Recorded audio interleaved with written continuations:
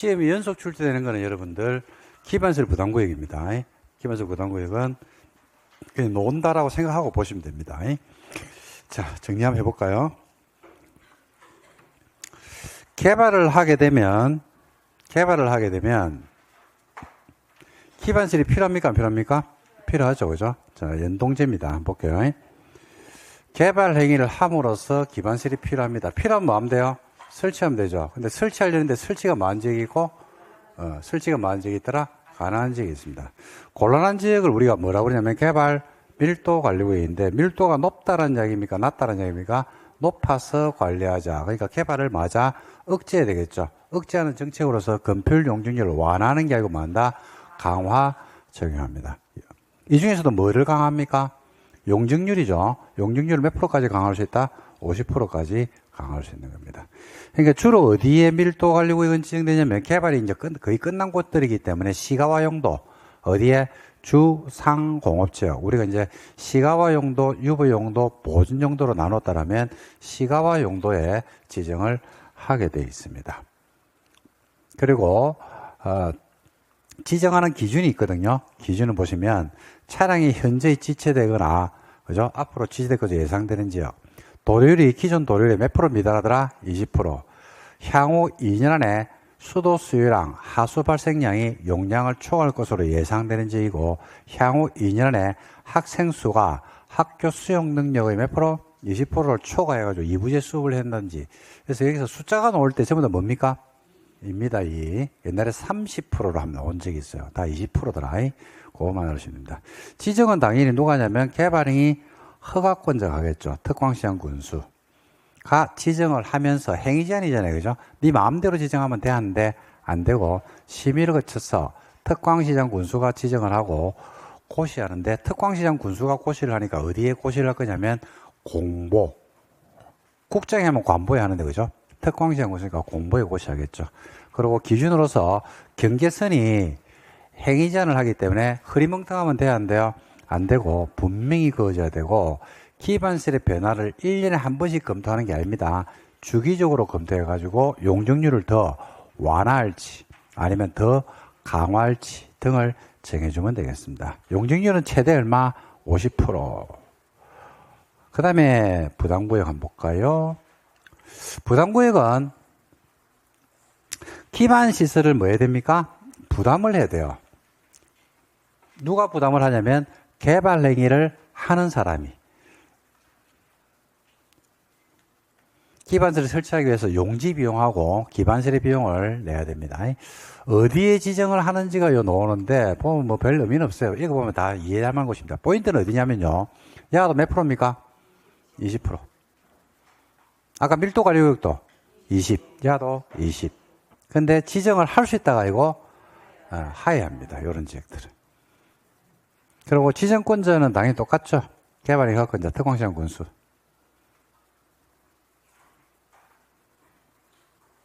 그 다음에 돈 내야 되죠. 그래서 밀도 관리구역과 똑같거든요. 심의를 거쳐서 지정을 하고 고시하는 거는 똑같은데 주민이 뭐가 있더라? 의견 청취가 있다. 그래서 이거는 옛날에 어떻게 하면 나오냐면요. 다음 중 주민의 의견 청취 절차가 국계법상 없는 것은 이래가지고 1번 광역도시계획 수립, 2번 개발 밀도 관리구역 뭐로 이래가지고 한번 놓은 적이 있습니다. 답은 개발 밀도 관리구역은 없죠. 그리고 경계선이 흐리멍텅하면 돼야 안 돼요? 안 되고 분명히 그어야 되고, 최소 면적이 얼마나 돼야 됩니까? 기반 시설이 확충돼야 되기 때문에 10만 제곱미터는 돼야 됩니다. 그리고 소규모 개발 행위가 연속해서 시행될 것 같더라 라고 하면 개발 행위 할 때마다 지정하는 게 아니로 하나로 뭐해라? 묶어야 됩니다. 그리고 이제 기반시설 부담구역이 지정되면 돈 내야 되는데 그 돈이 200제곱미터를 초과하는 건물의 신축과 정축이거든요. 그럼 200을 초과한다고 해서 예를 들어서 단독주택을 짓는데 500제곱미터를 짓고요. 그 다음에 위락시설을 짓는데 500제곱미터를 짓습니다. 그러면 면적은 똑같잖아요. 그죠? 그럼 똑같은 비용을 내겠습니까? 위락시설이 돈을 더 많이 내놔야 됩니까? 왜요? 그렇지. 사람을 더 많이 끌어모으니까. 그래서 이걸 유발 개수라는 걸 만들어가지고 이 개수만큼을 곱해가지고 비용을 내게 되는데, 요 개수가 시험에서, 원래는 지금 올해 시험이, 여러분 치르는 시험이 36회 시험이잖아요. 그죠? 36회인데, 25회 이전에는 시험 문제가 아예 없어요. 26회 이후부터 시험 문제가 지문으로 뜨기 시작했습니다. 그래서 최근 들어서 이제 자주 내거든요, 지문으로. 그래서 이거는 여러분들 암기를 해 두셔야 되는데, 이거는 이렇게 배웠죠. 자, 집에 누가 있고요? 엄마가 있고, 아버지는? 아는? 그죠? 0.7로 제일 작습니다, 이게. 좀 특이한 거는 공동주택이 사람을 더 많이 끌어모을 것 같으니까 공동주택이 더 셀 것 같은데, 단독이나 공동이나 똑같습니다.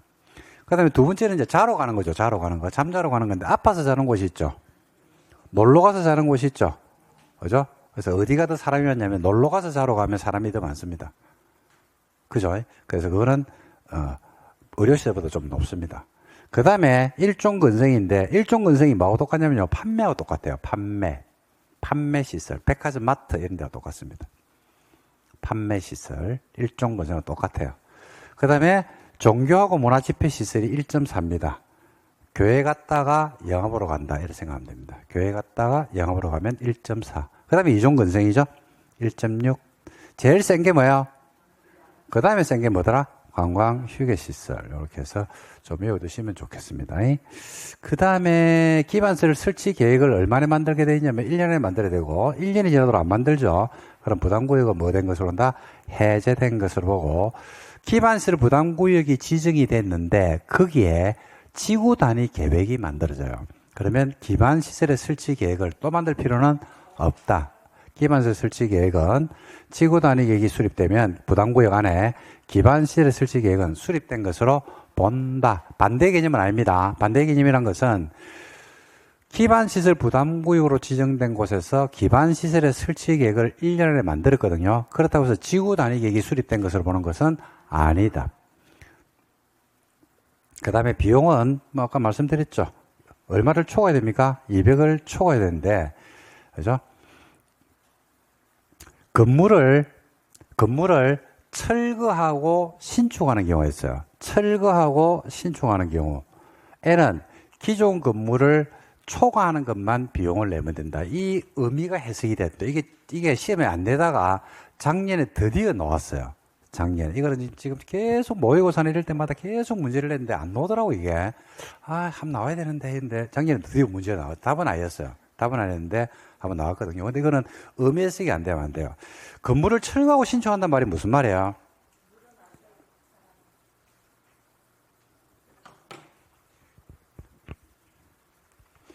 기존에 30평짜리 건물이 있었거든요.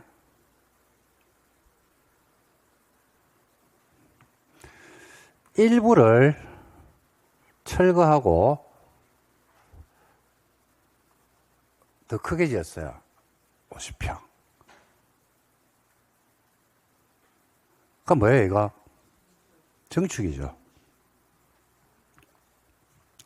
전부가 철거되고 나서 더 크게 지어졌어, 50평짜리로. 이 뭐야? 신축이다, 이 말입니다. 이걸 면적으로 바꿀게요. 기존의 면적이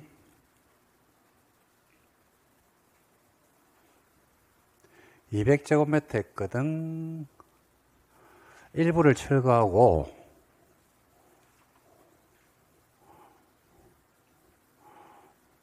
500제곱미터를 지었거든.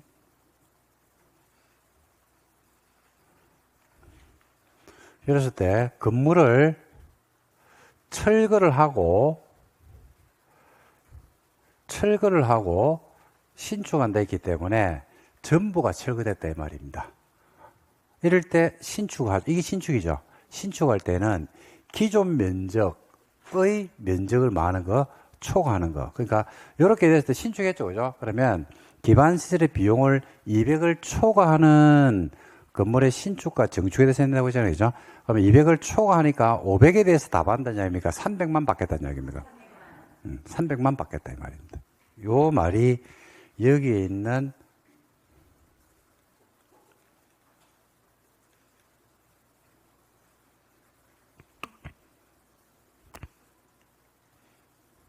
의미가 되겠습니다. 철거하고 신축한다 것은 전부를 철거하고 더 크게 진다 이 말이죠. 그럴 때는 기존 건물 연면적을 초과하는 것만 부담을 지키겠다. 나머지는 부과 시기는 허가받고 나서 몇 개월 안에 부과하고 2개월. 납부는 언제까지 해야 되고 사용성이. 그리고 뭐로 납부하는 게 원칙이더라? 현금, 물납할 수 있다. 그죠? 그리고 리모델링 하는 건물은요 면제입니다. 면제. 그리고 돈 받았죠. 돈을 받아가지고 관할 지역에서 다 쓰면 돼, 안 돼? 안 되죠. 어디에서만 써야 돼요? 기반시설 부담구역 안에서만 써야 되기 때문에 특별 회계를 설치를 해라. 기반시설 부담구역별로. 그리고 민간개발 사업자 부담 비율은 몇 프로? 20% 범위에서 가감할 수가 있다. 뭐 이런 말들이 나올 겁니다. 이 정도 여러분들 체킹이 좀 돼줘야 됩니다. 자, 문제 풀어볼까요? 24번이 국회법 마지막 문제입니다. 기반시설 부담구역에 대한 설명이다. 옳은 걸 골라봐라 이랬습니다. 해당 지역의 전년도 개발행 건수가 몇 건이랍니까? 130건. 전전년도 건수가 몇 건이에요? 100건. 그러면 20% 이상 증가인 거 맞습니까? 그러면 부담구역으로 지정을 하여야 한다. 1번은 기출지문입니다. 이렇게 나왔어요. 20% 증가로 이렇게 문제가 바꿔서 하면 됐죠. 기반시설 부담구역 안에서 2종 건생 1.6 판매는 뭐하고 똑같냐면요. 1종 건생하고 똑같아요. 안 같다. 뭐가 높다? 2종이 높죠.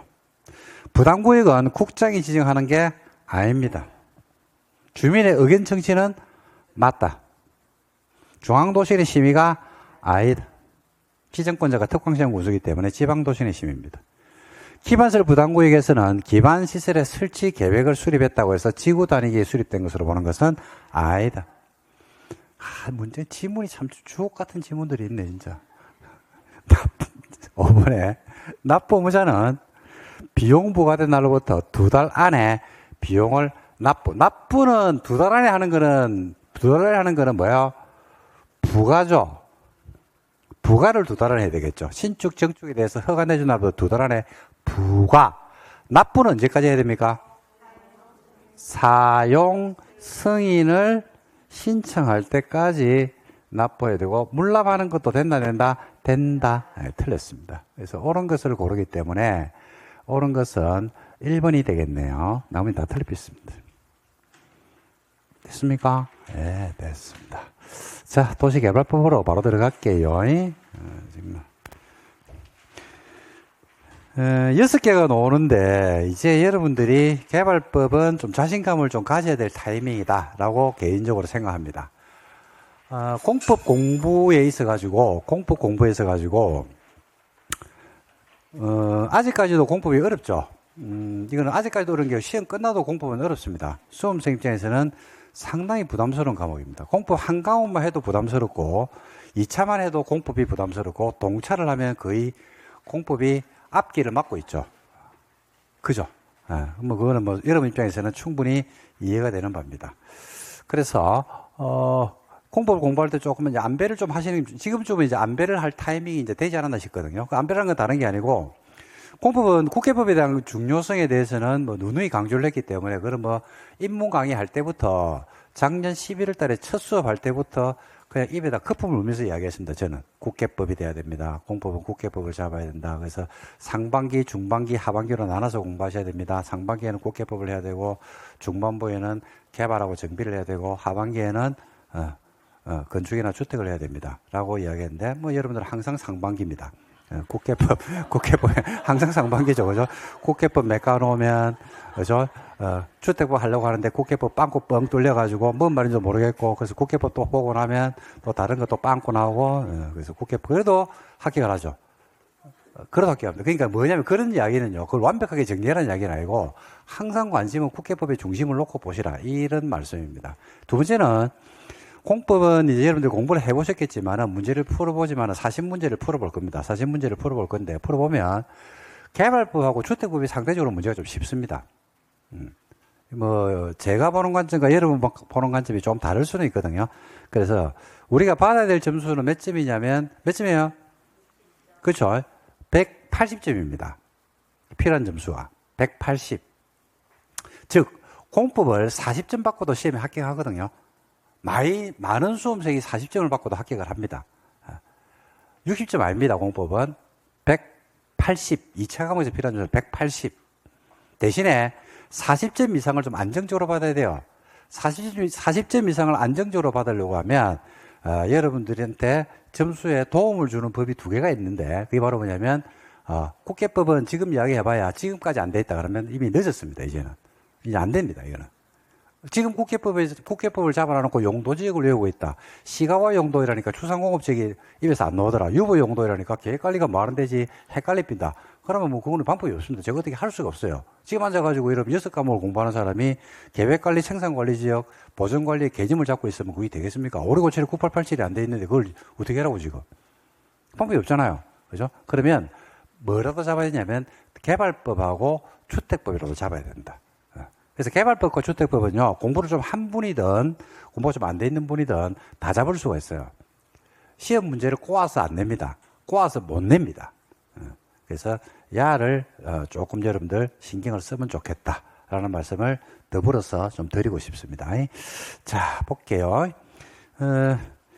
개발 계획부터 나오는데, 개발 사업의 전반적 흐름에 있어서 첫 단추가 도시개발 사업은 어디에서 단추를 끼웁니까? 개발계획이죠, 개발계획. 그래서 한번 제가 적어 드릴게요. 도시개발 사업은요, 첫 단추가 어디서 끼워진다? 개발계획을 만듭니다. 그러고 나면 구역이 뭐 된다? 지정이 되죠. 구역 지정된 곳 안에서 누가 사업을 할지 사업 시행자가 정해지면 시행자는 사업을 하기 위한 계획을 만들고 이 계획이 만들어지고 나면 검증을 받고 검증된 내용을 만다 고시를 하게 되어 있습니다. 실시 계획이 인가가 되죠. 왜 이래? 실시 계획이 인가가 되잖아요. 그죠? 인가됐기 때문에 사업을 만다 실시할 수 있고 사업을 하게 되면 방법이 수용해서 하는 방법이 있고 환지가 있고 환지로 들어가면 환지 계획을 만들어 가지고 환지 계획대로 나중에 마음 된다. 환지 처분을 함으로써 절차는 종결하게 되어 있다. 여기 이제 개발 사업의 절차거든요. 그래서 개발 사업에서 첫 단추가 이제 개발 계획인데 개발 계획은 3년에 2개입니다. 3년에 2개. 근데 개발 계획이 만약에 안 나오면요.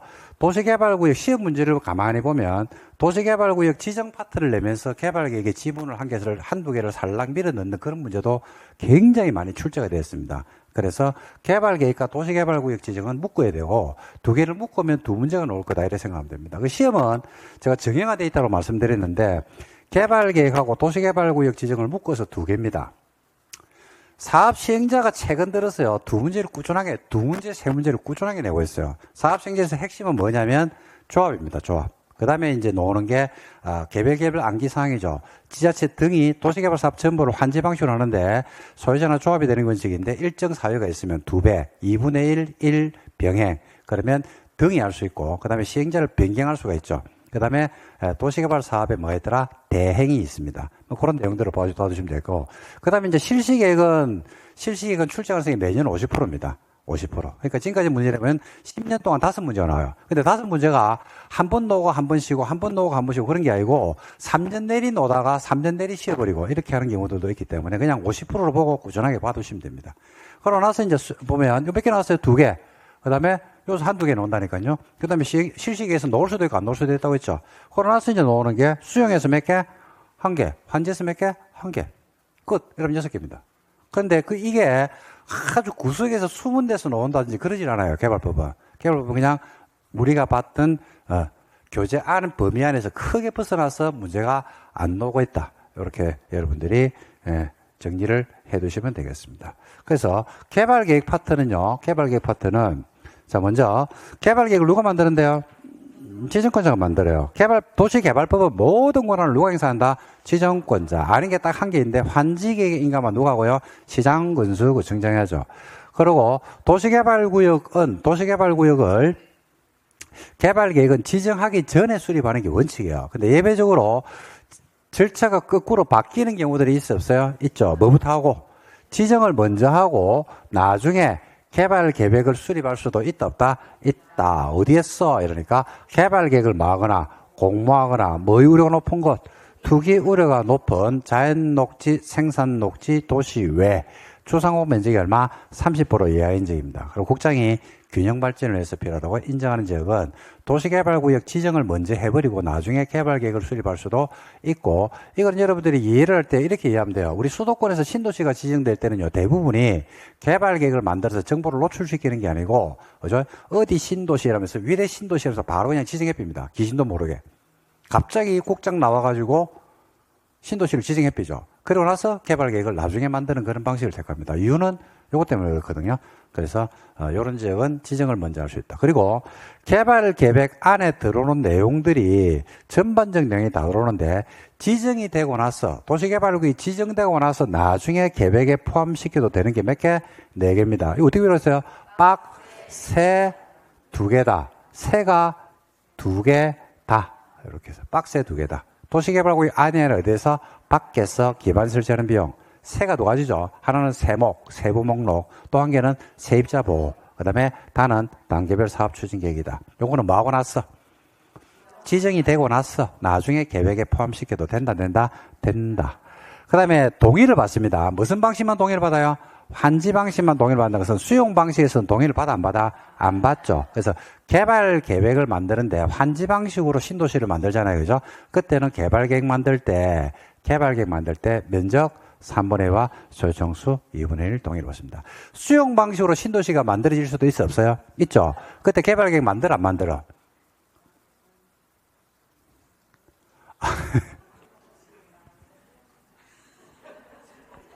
조금만 변형 출제하면 표정이, 아니, 신도시를 만들어, 괜히 이야기해가지고. 책에 있는 것만 하면 되는데, 괜히 이야기해가지고. 신도시를 만드는 방법이, 도시개발 사업하는 방식이 수용 방식이 있고, 환지 방식이 있잖아요. 그죠? 그럼 수용 방식으로 할 때도 개발 계획 만들어, 안 만들어? 그래, 그걸 물어봤다니까. 환지 방식으로 할 때도 개발 계획 만들어, 안 만들어? 만들죠. 근데, 수용 방식으로 할 때는요, 개발 계획을 만들 때 면적 3분의 2와 소유청수 2분의 1 동의를 받을 필요가 없다 이겁니다. 왜냐면 그 지역 주민들은 토지가 수용당해버리기 때문에 이해관계인이 아니죠. 근데 환지 방식은 토지를 뭐 하는 거예요? 바꿔주는 거죠. 그때 개발 계획을 만들고 나면 지역 주민들에게 토지가 다시 배분이 되거든. 그래서 지역 주민들의 동의를 받으라고. 면적 얼마? 소유청수 얼마? 2분의 1. 그죠? 수용 방식은 동의를 받는다, 안 받는다? 안 받는다. 그러니까 이걸 오해하면 안 되고, 그죠? 어떤 오해를 하면 되냐면, 수용 방식은 개발 계획을 만들 때 동의를 안 받는다인데, 수용 방식에서는 개발 계획을 안 만든다로 오해하는 분들이 간혹 가다가 있어요. 그죠? 그러니까, 수용 방식이든 환지 방식이든 개발 사업을, 신도시를 만드는 개발 사업을 하게 되면 뭘 다 만든다? 개발 계획은 만드는데, 개발 계획을 만들 때 무슨 방식에서만 동의를 받아라? 그렇지. 동의를 받아라 이 말입니다. 근데 사업 시행자가 누구일 때는 환지를 하더라도 동의를 안 받아요. 국가 내지는 지자체가 사업 시행자면 동의를 받는다, 안 받는다? 안 받고, 복합기능 도시는 뭐 다 아시는 거죠. 그리고 광역 기본을 위반하면 안 되는 것도 아는 거고, 그리고 기준은 누가 정한다? 장관이 정하죠.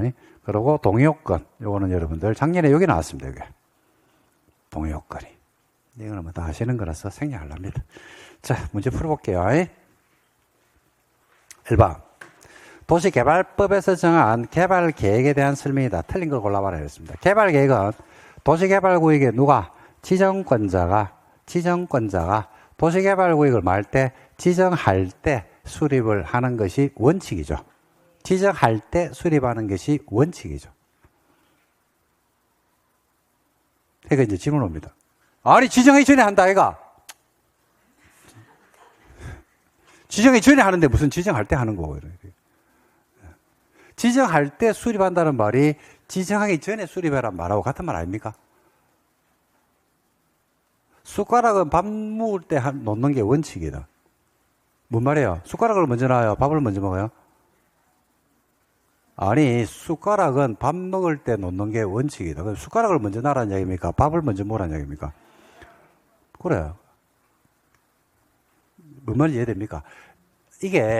이거는 공법의 영역이 아니고 국어 문제거든요. 뭐 할 때? 이거 뭐 하기 전에? 지정하기 전에 한다, 이 말입니다. 그 다음에 개발 계획은 기본이나 광역에 부합돼야 되는 거 맞습니까? 맞죠? 수용 방식으로 사업을 할 때, 개발 계획을 수립할 때, 동의 안 받는다. 답 3번이네.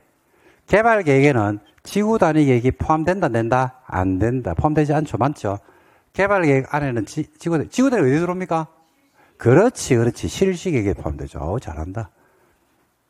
도시개발구역 빡빡빡빡빡빡빡빡빡빡빡빡빡빡 보입니까? 예, 뭔데요? 그죠? 그렇지. 밖의 지역에 기반시설 설치할 때는 그 시설 설치에 관한 비용 부담 계획은 지정하고 나서 나중에 계획에 포함시킬 수 있다. 빡세? 두 개다. 됐습니다. 답은 3번이죠. 그 다음에 지정으로 들어갑니다. 지정. 자, 지정은 제가 판사하면서 한번 정리해 드릴게요. 오늘 판사하는 게 재밌죠. 자, 한번 보세요. 누가 지정합니까?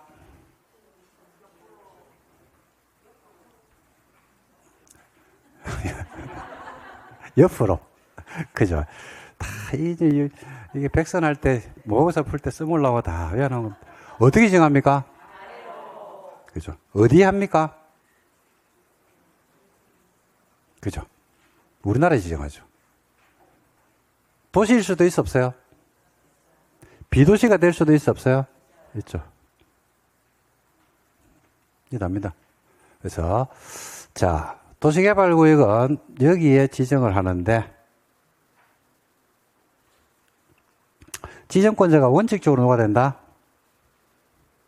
시도, 대도시, 시장. 관리계 결정권자가 똑같죠. 예외적으로 누구도 가능하고, 네, 국장이 될 수도 있습니다.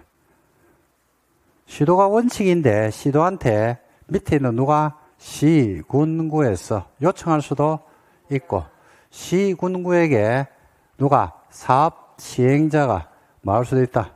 제한할 수도 있습니다. 자, 제한이란 말이 관리계획의 입안 제한, 공간 재구조화 계획의 입안 제한할 때 제한의 내용을 배웠죠. 그죠?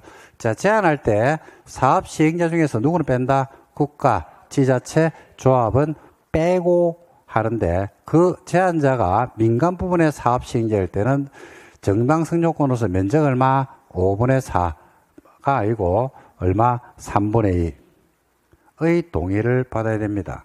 자, 우리가 관리계획 입안 제한에 있어서도, 그죠? 기지, 산업, 지구, 입체. 그래서 기하고 마지막에 있는 입체는 면적 얼마? 5분의 4. 그죠? 그 다음에 나머지는 면적 얼마? 3분의 2. 그래서 여기도 뭐 한다? 똑같이 민간에 제한할 때는 주민과 관리계획 입안 제한에서는 이관계인이 제한할 때 민간이죠. 그죠? 그때 동의를 받듯이 여도 동의를 받습니다. 자, 제한하고자 하는 지역이 때로는 2개 이상의 시군구 행정구역에 걸치는 경우가 있을 수도 있어, 없어요? 있죠. 그럼 제한서를 누구한테 던져주는 게 맞습니까? 그렇죠. 면적이 큰데 주면 돼요. 그러면 면적이 큰 데서 제한을 받았거든. 받아가지고 야는 요청을 하려고 그러면 제한됐기 때문에 동의의 심의를 거칩니까? 자문을 거칩니까? 자문을 거쳐서 요청하고 요청이 됐죠. 그러면 시도 대도시가 도시개발구역을 지정을 하는데 지정을 하려고 딱 보니까 거기가 2개 이상의 시도 대도시에 걸치는 경우가 있을 수도 있어, 없어요? 있죠. 그럼 뭐하다? 협의하죠. 협의가 되면 좋은데 협의가 안 되면 2 이상의 시도 대도시에 걸치니까 시도 대도시가 협의가 안 돼서 막 싸우니까 누구한테 가야 돼요? 국장한테 가겠죠. 그래서 국장이 예외적으로 협의가 안 되면 지정할 수 있습니다. 누가 할 때도 지정할 수 있다? 국가가 할 때. 뭐가 발생하면 천재지변이 발생해도 지정할 수가 있죠. 그리고 국장에게도 제한할 수가 있어, 없어요? 있죠.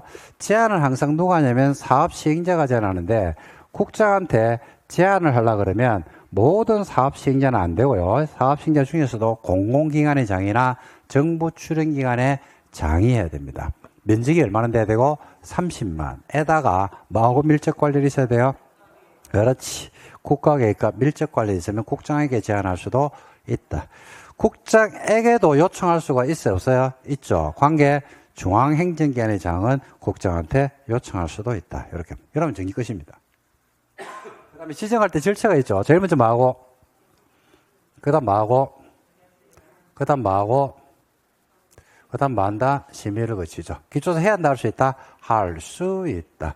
의견을 들을 때는요, 14일 이상을 공람을 시켜주고, 공람 기간 안에 의견을 내면, 거기에 대해서 30일 안에 결과 통보를 해주는데, 의견 청취에서 여러분들 꼭 기억할 거는요, 주민들에게 의견을 들었는데, 지정하고자 하는 곳의 면적이 100만 제곱미터 이상이죠. 그러면 공람 기간이 끝나고 났습니다. 공람을 다 하고 나서, 그죠? 공청회를 개최하여야 한다. 그리고 지정권자가 시도 대도시이기 때문에 별만 없으면 협의심의는 무슨 라인을 탄다? 지방 라인을 타는데, 그죠? 관계 행정기관의 장과 협의하고 지방도시간의 심의를 받는 게 원칙입니다. 근데 관계 행정기관의 장과 협의를 하는데, 협의할 때 관계 행정기관의 장과 협의 플러스 국장과 추가 협의를 하는 경우가 있어요. 국장과 협의를 하니까 그 내용이 많기 때문에 중요하니까 그렇겠죠. 그래서 국장과 협의하려고 그러면 개발계획에 뭐가 포함되어 있을 때 국가계획이 포함되든지 면적이 얼마 이상이면 50만 이상이면 누가 오고 한다? 국장과 협의를 합니다. 그리고 의견들을 하나 빼뜨렸네요. 의견 들을 때 14일 이상을 공람시킨다고 했거든요. 공람한다는 사실을 집에서 모르기 때문에 공람한다는 사실에 대해서 공람 공고문을 냅니다. 어디에다가 2개 이상의 일간신문하고 인터넷 홈피에 내야 돼요. 그런데 면적이 10만 제곱미터 미만인 경우가 있어요. 그럴 때는 일간신문에 안 내고 지자체 공보에 내도 돼요, 안 돼요? 된다. 이렇게 됐죠. 그러고 나서 이제 도시개발구역이 지정이 되는데, 도시에 지정할 때는 주, 상, 자, 생 1만 이상, 공업지역은 3만 이상, 비도시는 30만 이상으로 지정을 하는데, 지정이 되고 나면 효과로서 도시지역과 지구단위 계획구역으로 지정된 것으로 본다, 안 본다? 본다. 근데 이미 지구단위 계획구역으로 지정이 되어 있든지, 실학지구로 지정된 경우에는 뭐 하지 않다? 그러하지 않다. 즉 효과가 발생한다, 안 한다? 안 한다. 그리고 도시개발구역이 지정이 되죠. 그러면 후속 조치가 따라 붙어야 돼요. 그래야지 우리가 개발 사업을 진행을 할 수가 있거든요. 근데 도시개발구역이 지정이 됐는데 3년이 지나도록 실시계획 인가신청이 없죠. 그러면 다음날 해제가 돼버리고, 지정을 먼저 하고 나중에 개발계획을 수립할 때는 도시개발구역이 지정되고 나서 개발계획을 몇 년 동안 안 만들더라? 2년. 개발계획을 2년 안에 만들었다 하더라도 역시 또 몇 년 안에? 3년 안에. 그래서 도시개발구역 지정의 해제를 여러분들이 아셔야 되는데, 도시개발구역 지정의 해제는요, 도시개발구역이 뭐 된 날로부터? 지정이 돼야 돼요. 지정이 된 날로부터 계획을 안 만들면 해제합니다. 개발계획이 나오면 몇 년? 실시기 너무 무조건 몇 년? 3년. 전부 다 언제 해제가 된다? 다음날 해제된다. 해제가 돼버리면 도시개발 사업을 한다는 말입니까? 안 한다는 말입니까? 안 한다 이 말이잖아요. 그죠? 그래서 우리가 도시지역과 지구단위 계획으로 지정된 곳이 있다라면 도시지역으로 용도지역이 변경된 것은 원래대로 뭐 돼야 되고 환원돼야 되고, 지구단위 계획을 통해서 이쁘게 개발할 필요가 있어 없어요? 없죠. 그 지구단위 계획은 폐지가 된 것으로 본다. 단 공사가 완전히 끝나가지고 해제가 될 때는 그런 효과가 발생 안 한다. 이런 내용이 나옵니다. 그리고 도시개발구역 지정에 있어가지고 분할 지정도 되죠. 분할할 수도 있죠. 그죠? 결합할 수도 있어 없어요? 있어요. 근데 분할할 때 조심해야 될 거는, 분할하고 나서 1만입니까? 1만 이상을 분할합니까? 그렇지. 분할하고 나서 면적이 얼마나 된다? 1만 이상은 돼야 됩니다. 잘한다. 볼까요?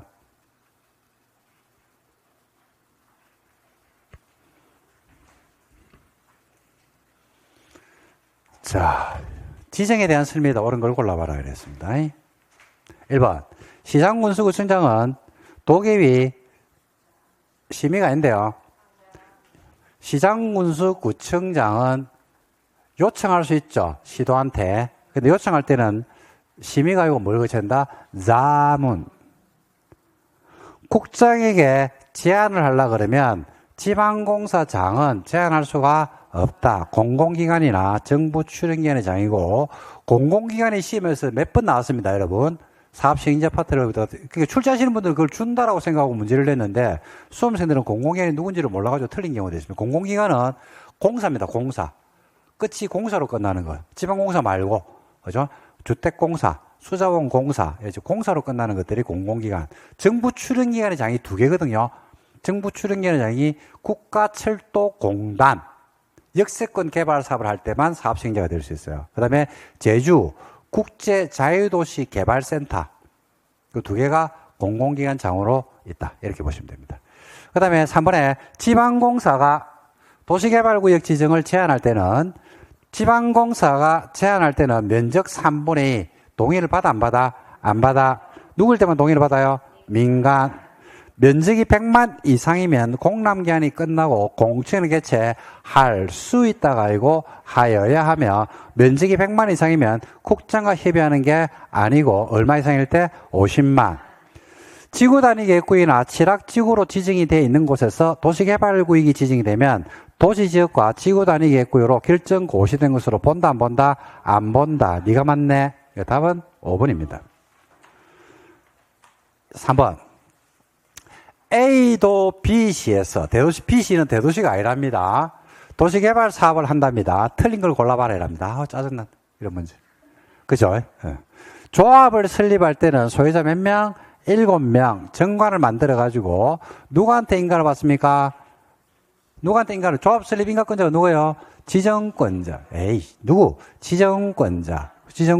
A, 도지사가 지정권자죠. 맞죠? 도시개발구역의 지정권자는 A 도지사다. 맞네. 환지 방식으로 시행하면 환지계획의 인가는 누가더라? 시장, 군수, 구청장. B시장이 하죠. 도시개발 채권은 B시장이 행안부 승인을 받아야 한다. 도시개발 채권은 누가 발행을 하냐면요. 시도지사가 발행합니다. 누가 발행한다고요? 시도지사가. 그러니까 누가 합니까? A 도지사가 발행을 하고 행안부한테 가서 승인을 받죠. 4번이 틀렸죠? A 도지사가 사업 시행자로서 실시계획을 만들었죠. 그럴 때는 지정권자인 시도지사가 실시계획을 만들면 누구한테 의견 듣고? 시장, 군수, 구청장. 국장일 때는 누구한테 의견 듣고? 시도, 대도시. 밑에 아들한테 의견 들으라고 했죠. 그래서 B시장한테 가서 의견을 듣는다. 맞죠? 답은 4번입니다. 아, 문제 진짜 좋다 이거. 정말로 정말 구석구석 찔러놨죠. 그 다음 짜증나. 다음 보기를 보고 답하랍니다. 아, 짜증나. 자, 요거는 이제 뭘 쓸 거냐면요. 세 개를 섞었습니다, 제가. 해제 사유. 그 다음에 시행자 변경 사유. 그 다음에 도시개발 사업 전부를 환지 방식으로 시행하는 경우에 사업 시행자가 누가 되는 게 원칙입니까? 소유자나 조합이 되는 게 원칙이죠. 근데 일정한 사유가 발생하면 누가 될 수 있다? 지자체 등이 될 수 있다. 2배. 면적 2분의 1, 소유자도 2분의 1. 2배는 1년. 2배는 병행. 그 다음에 도시개발 사업의 대행. 도시개발 사업은요, 공공이 사업을 하는데 민간이 잘하면 민간한테 대행시킬 수 있다. 1번. 도시개발구역 지정이 됐거든요. 3년이 지나도록 실시계획 몇 년? 3년. 무슨 사유네요? 다음날 해제가 돼버리죠. 행정처분에 따라서 사업 시행자 지정이나 실시계획 인가가 취소가 돼버리니까 이거는 시행자 무슨 사유네? 변경사유죠. 사업 시행자 변경사유는 센터를 어디 잡고? 실시계획의 센터를 잡아라고 했잖아. 1번, 1년, 2번, 2년, 3번, 취소, 4번, 파산. 그죠? 취소, 3번 취소네, 이거. 실시계획인가 취소. 1번, 1년, 2번, 2년, 3번, 취소, 4번, 파산. 소유자나 조합이 개발계획 수립 고시했거든요. 1년이 지나도록 사업시행자 지정을 신청하지 않거나 신청한 내용이 위법 부당하다고 인정하면 뭡니까, 이거? 등이네. 등. 개발계획을 만드는데 1년 지나도록 사업 시행자가 되겠다고 신청이 없죠. 그러면 하지마. 등. 2년이 지나도록 착수 안 하네요. 변경. 전부 환지 방식으로 시행하는 경우로서 도시개발구역 소유자나 조합으로서 사업 시행자로 지정된 자가 도시개발구역 지정 고시가 된 날로부터 1년 동안 실시계 인가 신청이 없어요. 뭐요? 변경. 1번, 1년, 2번, 2년, 3번, 취소, 4번, 파산. 면적도, 소유자도, 뭐네요? 등이네요. 공사 완료 공고일 다음날 뭐 된 것으로 본다? 해제가 된 것으로 본다. 공공사업 시행자는 도시개발 사업의 효율적 추진을 위해서 민간이 잘하는 설계나 분양에 대한 업무를 주택건설 사업자 등으로 하여금 민간이죠. 사업을 하게 할 수 있다. 뭐야? 대행이죠. 대행. 뭐를 대행하는 데라니까 설계, 분야, 그 다음에 부지조성공사나 기반시설공사 이 네 개를 대행케 할 수가 있다. 이렇게 봅니다. 해제 사유를 연결한 겁니다. 해제가 지금 보니까 기억하고 시옷에 있네요. 기억하고 시옷. 그렇죠. 2V죠. 5번에 환지 방식으로 시행할 때 소유자나 조합이 시행자가 되는 게 원칙인지 지하철 등이 시행자 되는 사유는 등이 되는 게 뭐야? 등이 있는 게 비읍 디귿하고 비읍이네요. 등은 디귿하고 비읍. 그 다음에 대행. 대행은 맨 끝이죠. 그죠? 1번이네요. 그래서 그냥 한번 풀어본 겁니다. 이거는. 됐죠? 그 다음에 6번 한번 볼까요? 법인 설립입니다. 유력합니다. 이거. 올해. 유력합니다. 법인. 볼까요? 법인 설립. 법인 설립은 어디에서 문제가 생겨가지고 만드는 거라고 제가 말씀을 드렸냐면 이윤입니다. 이윤.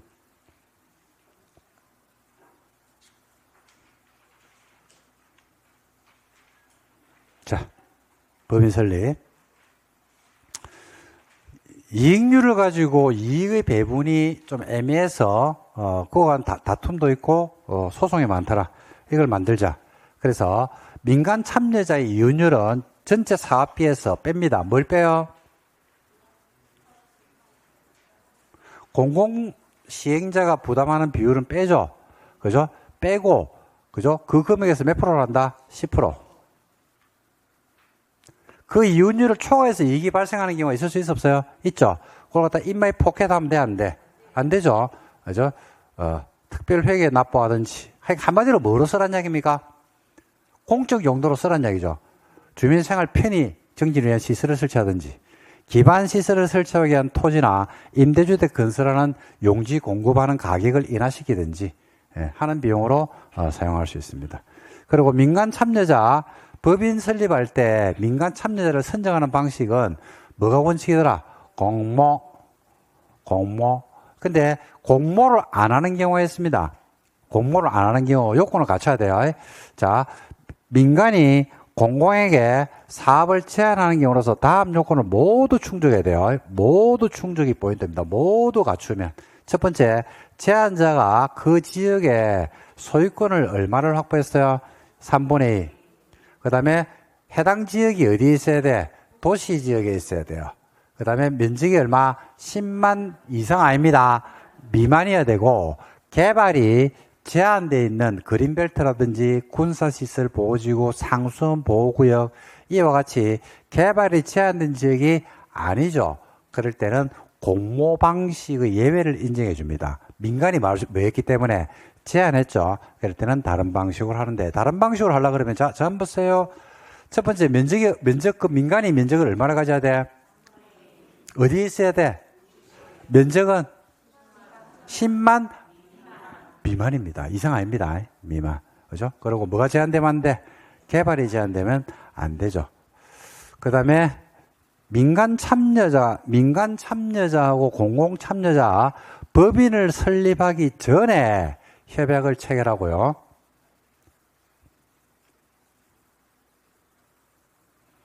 협약은 누구한테 승인받아요? 지정권자 승인. 그죠? 그리고 지정권자는 승인하고 나서 국장 통제를 받습니다. 국장한테 보고하고요. 국장은 보니까 이거 저 길이 짝짝꿍인 것 같아.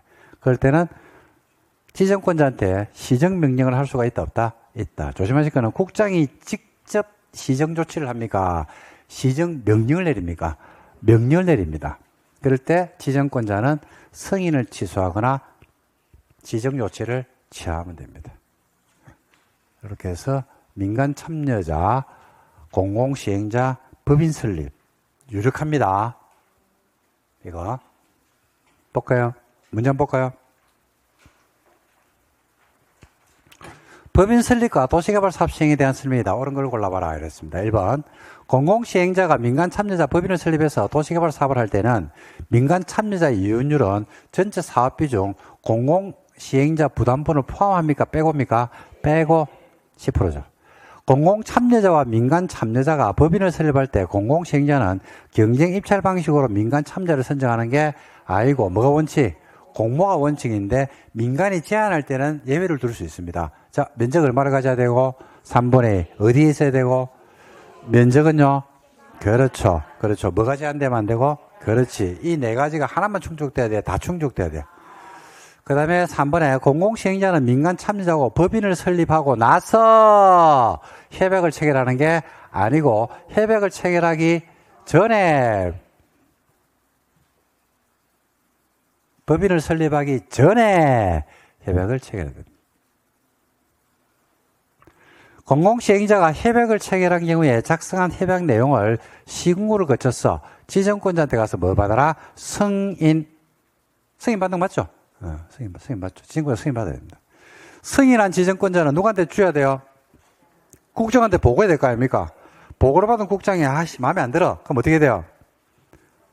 직접 협약 내용의 시정의 조치를 취합니까? 지정권자에게 시정을 명합니까? 그렇지. 직접 하는 게 아니다. 답은 샤브잇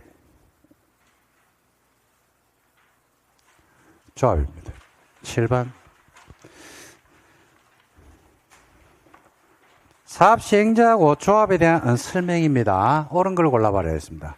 조합은 지정권자로부터 설립에 대한 인가를 받을 때 성립한다. 성립을 언제 합니까? 그렇죠. 미성년자가 조합원이 될 수 있어요? 그렇죠. 임원이 될 수가 없지. 조합원은 누가 됩니까? 토지 소유자. 조합이 될 수 있죠. 대의원에는 총회가 할 일을 대신해서 정관 변경, 헌법, 개발계획 수립, 헌법, 임원 선임, 반장 선거, 합병 해산, 전부 다 중요 사항이죠. 모두 다 대의원에서 의결할 수는 없고, 요 네 개는 어디에서만 해야 된다? 총회에서만 결정해야 되는 사항이죠.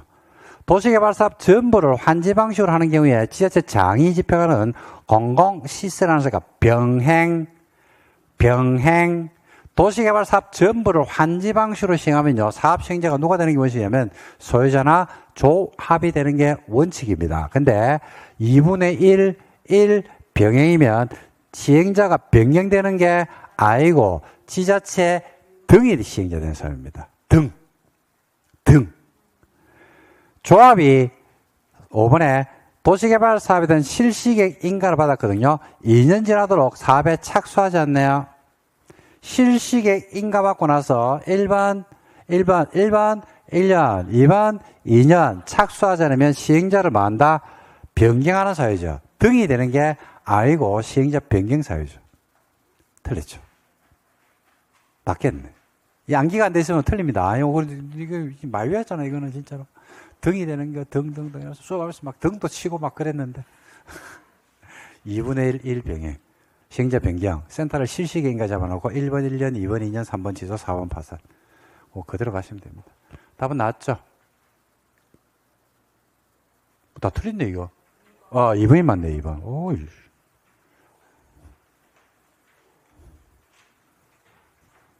그 다음, 실시계획. 도시개발법에 있는 실시계획도 시험에 잘 내거든요, 이거. 근데 논점이, 실시계획은 여러분, 논점이 5개 있어요, 5개. 앞에 있구나.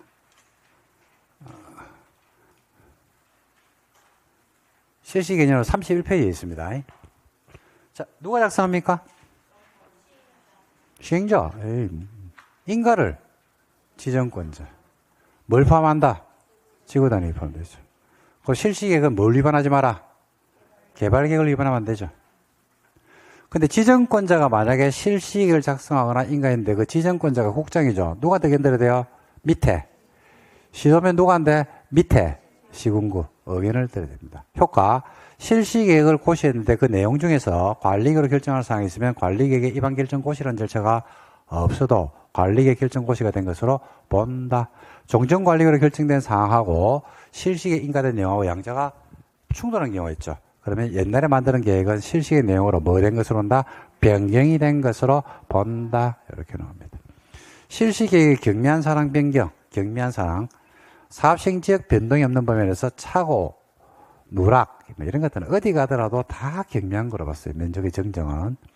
그리고 면적 몇 프로? 10% 감소. 자, 여기서 특이한 게 하나 있죠. 그죠? 사업비, 정감.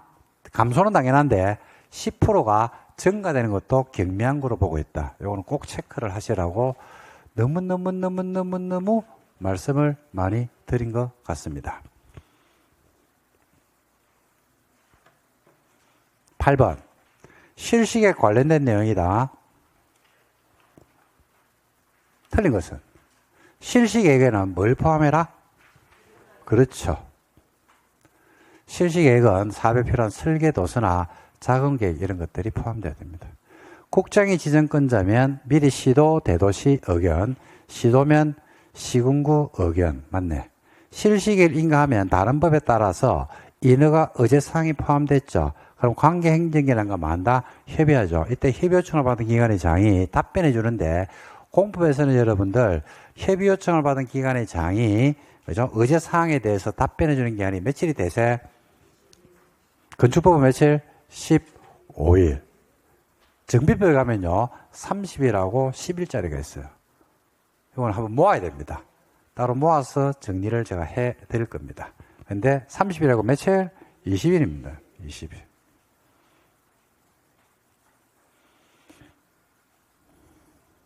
건축법은 며칠이라고요? 15일.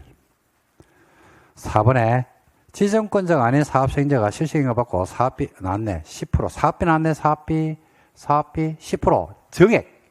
정액은 중요한 겁니까? 경미한 거로 봐줍니까? 병리인가를 생략할 수 있다.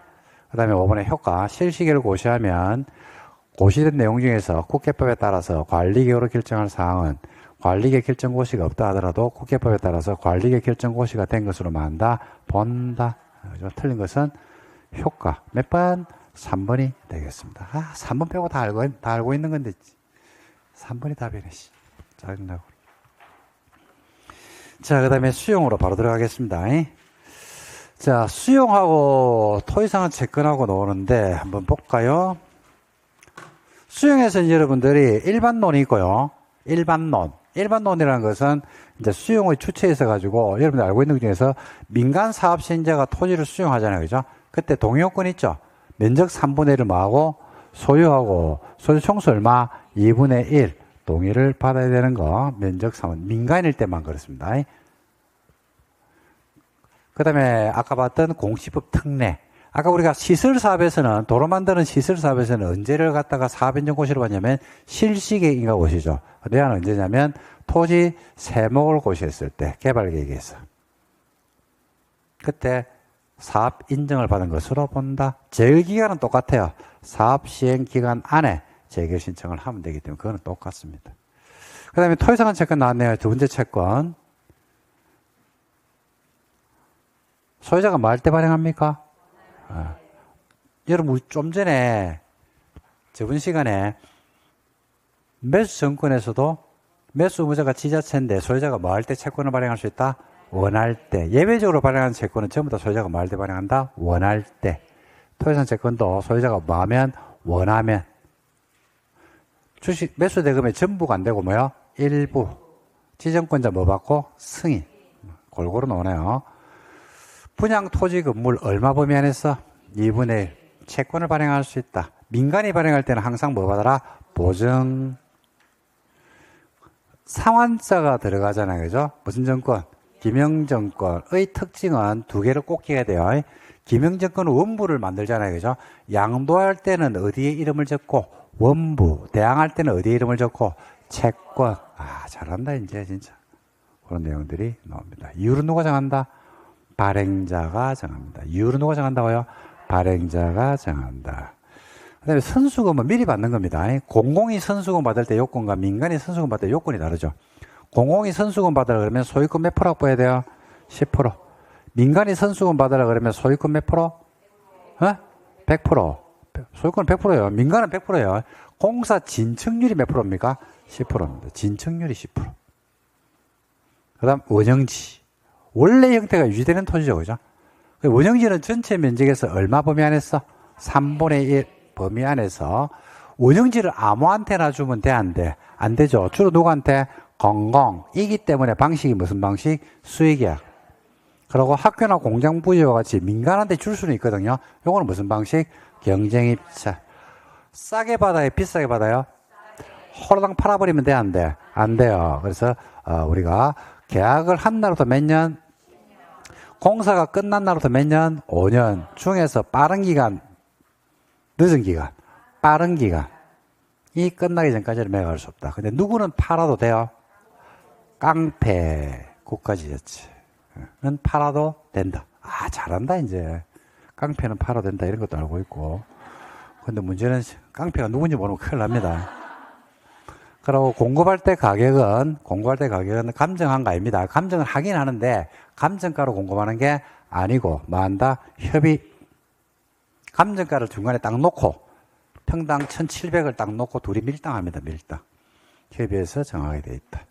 토지 공급은요, 그 다음에 토지 공급은 지정권자 승인을 받아서 우리가 공급을 할 건데, 지정권자가 승인할 때 똑같아요. 실시계획처럼 국장일 때는, 시도일 때는 밑에 아들한테 가서 뭐 된다? 의견 듣고서 토지를 공급합니다. 그리고 토지 공급은 뭐가 원칙이냐면 경쟁 입찰이 원칙이거든요. 근데 추첨할 수도 있어, 없어요? 있어요. 8030. 수의계약으로 줄 수도 있다, 없다? 있다. 공적 목적으로 쓰는 토지가 있으면 수의계약으로 줄 수도 있더라. 가격은 감정가로 주는 게 원칙인데 감정가 이하로 줄 수도 있죠. 근데 진짜 조심하실 건 작년신설입니다. 작년신설 공공시행자에게 임대주택 건설 용지를 공급하죠. 이럴 때는 감정가 이하로 줄 수도 있습니까? 줘야 됩니까? 줘야 된다. 이게 핵심입니다. 감정가 이하로 줄 수 있는 게 아니고 줘야 한다. 이렇게 정리하시면 되겠습니다. 자, 여기까지 한번 풀어볼까요? 9번입니까? 네, 9번 한번 보겠습니다. 수용 방식과 채권에 대한 내용이 나오는 것은 지방공사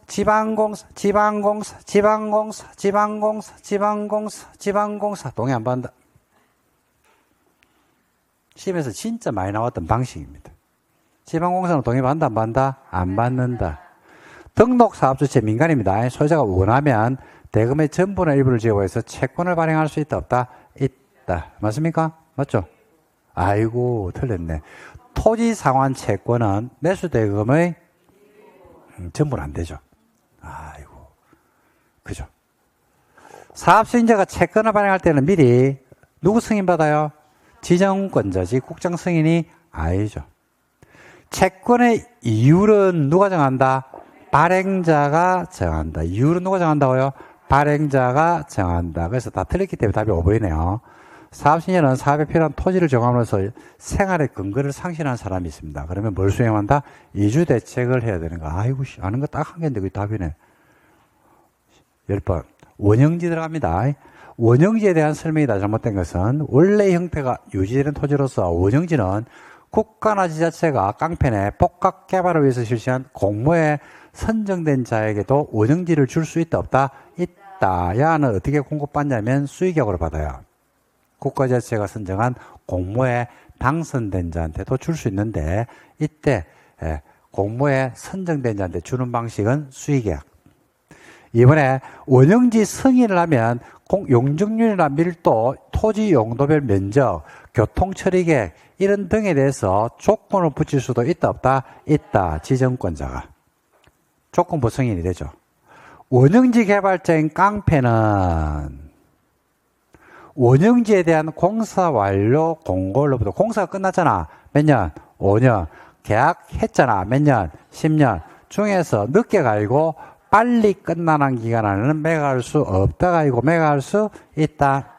다 틀리죠. 3번이 틀렸네요.